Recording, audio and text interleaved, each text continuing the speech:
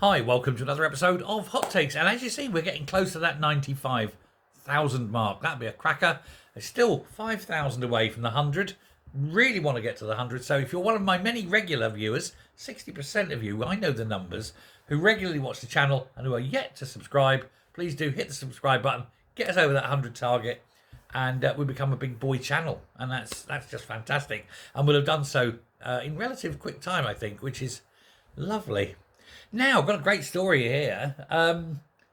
Labour, of course, are backed almost entirely by the unions. They are also, of course, more or less controlled by the unions. He who pays the piper calls the tune, as we all know. Well, Sharon Graham of Unite has kind of been holding back a bit on the old spondoolics. She's been withholding the cash because she disagreed with what Angela Rayner's views were the bin strikes in Birmingham. But now it gets even worse because Angela Rayner's gone. Angela Rayner's bill is starting to look like it might lack a bit of teeth, or at least it might have some of the teeth pulled, as it were, in order to get it through a little bit easier without Angela pushing it. They're going to drop some or weaken some of the more contentious elements, it seems. Sharon Graham has said, you do that and you ain't getting a brass penny. Now, they pump in £1.4 million a year directly to the Labour Party and to individual MPs and so forth. And if they don't think they're getting their money's worth, well, they're going to go elsewhere, aren't they?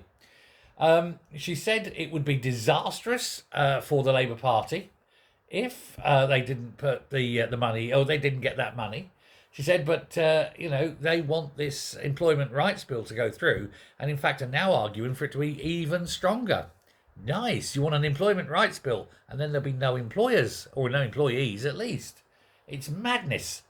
But she's saying that, according to the government, having got rid of Rayner, which they did, it was never a resignation, having got rid of her, the legislation is looking like a burnt-out shell. Her words, not mine. And her members would feel duped unless Labour stuck to its manifesto promises. Here's the thing. It was the most singularly damaging piece of legislation this government has so far tried to push through. I suspect worse to come.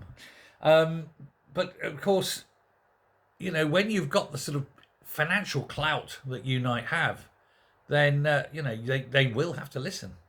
Unless they don't. Who knows? This is the trouble. It is very much up in the air. They might get some halfway house scheme. But employers, though, are saying unless it's dropped entirely, regardless of what gets through and what doesn't, it's still going to be so damaging that people aren't going to be working because a lot of people will be unemployed. And of course, the problem is once you get people who are unemployed, they ain't paying their union dues. And so Sharon Graham will have to just stick at the 7 properties she owns. No chance of getting an 8th or a 9th. Well, not unless she's prepared to steal money from her disabled son. I'm not sure she's got one, but it seems to be the current way that socialists get their expensive houses, isn't it? They steal the money from their damaged children to go and invest in properties in Brighton, say, for example.